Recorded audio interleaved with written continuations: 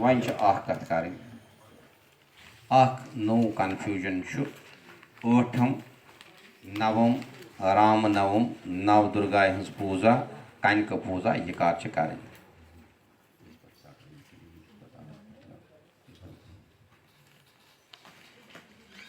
नव दुर्गा हज पूजा करान तिमन बराबर 9 दोहन पूजा कर तिमन भगवती हज पूजा कर कनक पूजा करान तिम कर 9 दो पूजा कनकन करन पूजा पत् विसर्जन कर अगर यमो दम तिम करन अमी दो शामन नव दुर्गा हूँ विसर्जन आव समझ यमन राम नवम कर राम जी महाराज अम दो वोहर वोद आसान सान खतर बोड़ दो क्या स्वामी जी यम स्वामी लक्ष्मण जी ईश्वर स्वरूप जी सौंदर कर तो तिम अनिक शुर बाबस मज स्वामी जी नश दोक यमन क्या करो नाव स्वामी जी वोन राम तो यम गई लक्ष्मण राम तज ब्रोह कन तो स्वामी लक्ष्मण जी तज ब्रोह कन राम राम स्वामी शिव शिव राम अमिस रामस यमी जन्मस आव मनुष्य रूपस मज या अकिस कलस मज ये सूर्यवंशी वनान इत भगवान कृष्ण आव चंद्रवंशी यमी आकाशस मज चंद्रम जाव भगवान कृष्ण जाव यथ ना महाशक्ति सैषा जगत जयता कृष्णोक्ष इथे पट यमी मंद्यान समयस मज सिर नवम तम जाव भगवान अत वन मंद्यानवत यह मंद्यान वो यथ मंद्यान इत दीवादी पूर ना वुचान इथे पे मंद्यान तचान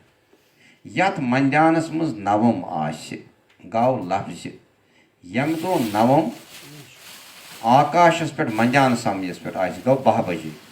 है ना बर मंद्यानस ना वन बर मंद्यान गो 12 बजे यम 12 बजे आकाशस पे सिर यम दो नवम सुई दो मान भगवान राम सुन ठम ठम छना कलकत कर पा गई 7 कलकत गई ब्रसवार दो ठम छना ब्रसवार दो ठम हज तिथि अत फाकस कह फाक बराबर ठम तमी दो थो ब्रसवार दुह ब्रसवार दो ठम हज तिथि सूर्य उदय पे सुबन 10 बजे 20 मिनट तान गौ सुबन अड़न जायन 10 बजे अत 8 मिनट सफर मान तो 10 बजन तान ठम दो ठम 10 बजे पत लगे नवम गौ युस ठम दो मंद्यान तथ मज कस तिथि गौ शास्त्र सम्मत यथ मंद्यानस मज नवम चित्र जून 25 नवम यथ मंद्यानस मज सू राम जी वो तथ सिरियस मज बानो उद्यतात बानो तथ सिर किस दोस मज ग राम नवम कर इसलिए ये पे तिथि ठम मगर सो लगान मंद्यान ब्रोट इसलिए राम नवम तमी दो ठम दो गौ ठम फाक तव ब्रसवार दो राम नवम तहर यथ हालस बत बुना यथ हालस बुत वुचमुत कर 9 दो तथ तोमलस कर राम जी ने वोहरवार दो तहर गौ ठम दो कर गवा फाक तहर मा कर गवा अत कर राम नवम तो यथ ठम वाट क्या राम नवम तो नवम दुर्गा नवम वाट यस दुर्गा अष्टमी तम दो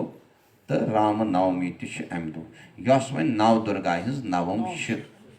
सो नवम दुह तथ यह दिक्तम तथ नवमी तिथि आसान प्रथमम शैलपुत्री द्वितीयम ब्रह्मचारिणी तृतीयम चंद्रघंटी कुष्मांडी चतुर्थकम पंचमम सकटमानी षष्ठम कांत्यायनी सप्तमम कारराज महा नवम्यम सिद्धिदात्री यह नयम भगवती सिद्धिदात्री यह पूर तो देवादेव मंद्यानस गंडित गौ यमिस कनक पूजा कर यमिस महानवम हूँ व्रत उद्यापन कर या यमिस विसर्जन कर तमिस शुक्रवार दो कर कनकन हज पूजा अमे दो साथ जान मृगेश्वर साथ तो पगह पत 10 दो बटवार इसलिए अमी दो चूँकि शब सातस पे अमी दो शामन कर सागुक विसर्जन यम करान सानि प्रथाय मंच बाकी करान यह सारी सवाल पुछमुत मे बासान अत मुतलक